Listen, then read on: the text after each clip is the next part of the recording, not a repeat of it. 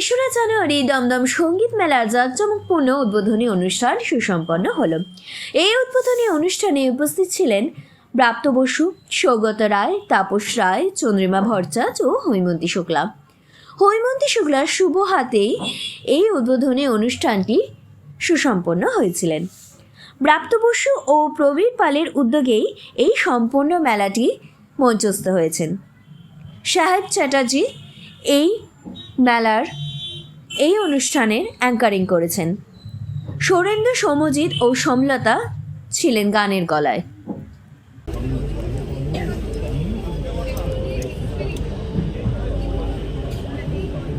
দেখুন, প্রথম প্রশ্নের উত্তর হচ্ছে যে আমাদের এখানে কিছুদিন আগে আমরা এখানে খুব বড় করে আমাদের আরেক পৌরপিতা সুরজিৎ চৌধুরী তার তত্ত্বাবধানে আমরা এখানে সারা বাংলা একটা একাঙ্ক থিয়েটার ফেস্টিভ্যাল করেছি এবং সেটা খুব জাঁকজমক করে হয়েছে।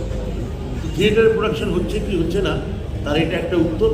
আর দ্বিতীয়ত যে প্রশ্নটা করলেন, আমি গানের একজন অন্তঃপ্রেরণার মাত্র, আমি গানের একজন উদ্যোক্তা মাত্র, আমি গানের সঙ্গীত বিশারদ আমি নই। ফলে গানের যে পরিবর্তন, তার কি স্তরান্তর হচ্ছে, এগুলো আমি ওইভাবে এখানে দাঁড়িয়ে বলতে পারবো না এবং আমার মনে হয় এটা সে জায়গাও। অধ্যাপককে মারধর ডুয়ার্টসের একটি কলেজের ঘটনা, আপনিও তো একজন অধ্যাপক, শিক্ষাবিদ হিসেবে কি বলবেন? আমি ঘটনাটা জানি না, খোঁজ নিয়ে দেখব। দাদা, বরাবরের বিধায়কের এলাকায় যেতে ভয় পাচ্ছে, আজকে সেটা ইয়েতে কলকাতা উনি তো আগেও এই নিয়ে আগে বিভিন্ন বাইট দিয়েছেন, ফেসবুক পোস্ট লিখেছেন, তারপরেও গেছেন। আমার ধরুন আজকে উনি বলেছেন আমরা কয়েকদিনের মধ্যে আবার ওনাকে বরাবরে দেখতে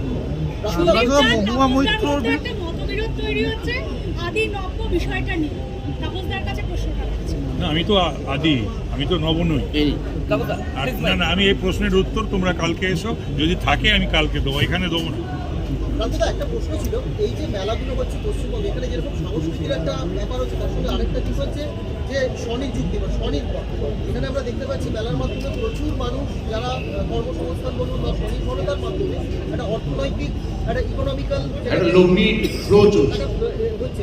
এইটাকে কিভাবে দেখছেন? মানে এটা কি মনে হয় যে আরেকটু বাড়লে বা আরেকটু বেশি হলে? এটাকে ওয়েলকাম করি আমরা। আপনারা দেখবেন আমরা আমাদের কাউন্সিলরকে যেটা বলেছি, অন্য জায়গায় যেমন আমাদের অন্য জায়গায় আমাদের কলকাতার সঙ্গে বড় বড় পুজো হয় এবং এখানে আপনারা দেখবেন যে আমাদের পুজো মমতা বন্দ্যোপাধ্যায়ের সময় সেটা একটা ইউনেস্কোর একটা সম্মানও আমরা পেয়েছি। সারা পৃথিবী এদিকে তাকিয়েছে এবং তার একটা আমি নিজে বড় কারণ মনে করি অর্থনীতির যে মানে অর্থনীতির যে ফ্লো, যে ত্বরণ হয়, অ্যাক্সেলারেশন হয়, সেইটা একটা বড় কারণ। আমাদের এখানে দুর্গা পুজো আমরা বড় করে করি না, কালী পুজোও আমরা অল্প করে করি।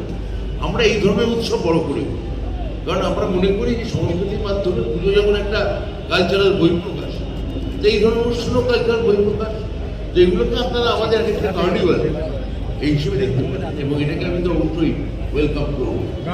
সঙ্গীত মেলা নিয়ে একটা অস্বচ্ছ আছে বলে বিরোধীরা অভিযোগ করেছে, যে যার জন্য ওরা পাল্টা সঙ্গীত মেলাও করছে আগামীতে। সেক্ষেত্রে চতুর্থতম দমদম সঙ্গীত মেলা কতটা স্বচ্ছতাভাবে এগোচ্ছে সেটা নিয়ে কি অস্বচ্ছতা অভিযোগ আছে? অনেকে চান্স পাচ্ছে না। বিজেপি অভিযোগ, সংগঠক জিতেন্দ্র তিওয়ারি তিনি বলছেন যারা বাংলার শিল্পী, যারা গানটা নিয়ে চর্চা করেন, তারা অনেকেই এই সঙ্গীত মেলায় ডাক পান না। পরিবর্তে বাইরে থেকে শিল্পীদেরকে নিয়ে এসে গান করানো হয় এবং যারা তৃণমূল ঘনিষ্ঠ তাদেরকে দিয়ে গান করানো হয়, তাই আরেকটা সঙ্গীত মেলার আয়োজন। কি বলবেন? এখন আমি তো এটা জানি না। আমি সুরেন্দ্র, সৌম্যজিৎ বা শিলাজিৎ আমার মনে হয় না আদৌ তারা শাসক দলের রাজনীতি করে বলে কমিস না। আমার ধারণা আপনারাও জানেন যে এটা একেবারে ঠিক কথা নয়। তো যদি ওদের এটা মনে হয় একটা সঙ্গীত মেলা করে দেখা এ ধরনের করুক না, সেখানে ডাকো তাদের যাদের প্রাণী চালাবো এ ভালো। ফোনে নজরদারির অভিযোগ মহুয়া মৈত্রর বিরুদ্ধে, প্রাক্তন বন্ধু ফোনে আড়ি পাতার অভিযোগ, অভিযোগকারী হচ্ছে আরেকজন বন্ধু এবং সিবিআই এর দ্বারস্থ হয়েছেন জয়ন্ত দোহাদ্রাই। এই বিষয়টাকে আপনি কিভাবে দেবেন? আমি এটা সৌগত আমাদের নিয়ে তো বিভিন্ন সংবাদ মাধ্যমে প্রকাশ হয়েছে।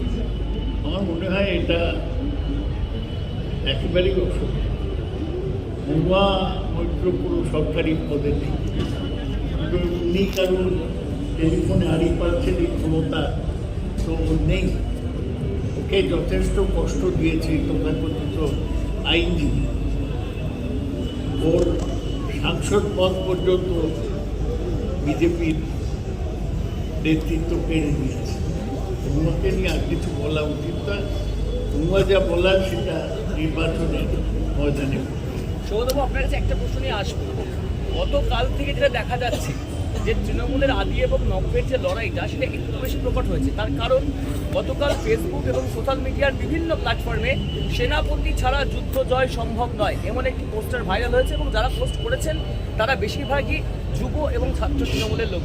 কি বলবেন আপনি একজন প্রবীণ? এক হচ্ছে আমি খুব একটা ফেসবুক সোশ্যাল মিডিয়া করি না, আমি তো পুরনো মূর্তি করি, এবং আমার মনে হয় না এখন যে সোশ্যাল মিডিয়ায় রাজনীতি নির্ধারিত হয়।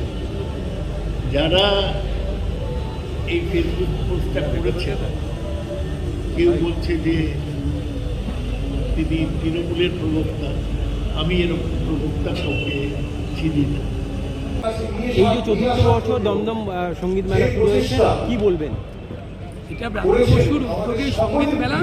উনি আমাকে দায়িত্ব দিয়েছেন সঙ্গীত মেলাটা সুষ্ঠুভাবে সম্পন্ন করবার জন্য, দমদমের মানুষকে একটা সুন্দর সঙ্গীতের পরিবেশ উপহার দেওয়ার জন্য। সেটা আমি ওনার পক্ষ থেকে একটা আয়োজন করেছি। আজকে তার শুভ উদ্বোধন হতে চলেছে। 5 দিন দমদমের মানুষ গান শুনবেন, আনন্দ করবেন, এই হচ্ছে বিষয়। কারা কারা আজকে মঞ্চে আজকে উদ্বোধন করবেন আপনার হেমন্ত শুক্লা, তারপরে আছেন সৌরভ সৌভজিৎ, তারপরে সম্ভব। আর এই কদিন বিশিষ্ট শিল্পী কারা কারা গান? প্রত্যেক দিনই আছেন। আগামী দিন বাংলাদেশের একটা ব্যান্ড আছে জলের গান, জলি মুখার্জি, কার্তিক দাস বাউল, ফসিল, তারপরে শিলাজিৎ, অরুণিমা মিত্র, ইমন চক্রবর্তী, সলিল। বাংলার কোনো গুণীজনকে কি সম্বর্ধনা দেওয়া হচ্ছে এই মঞ্চে? না, সেরকম কিছু নয়। হেমন্ত শুক্লাকে আজকে দেওয়া হচ্ছে, এই হচ্ছে ব্যাপার।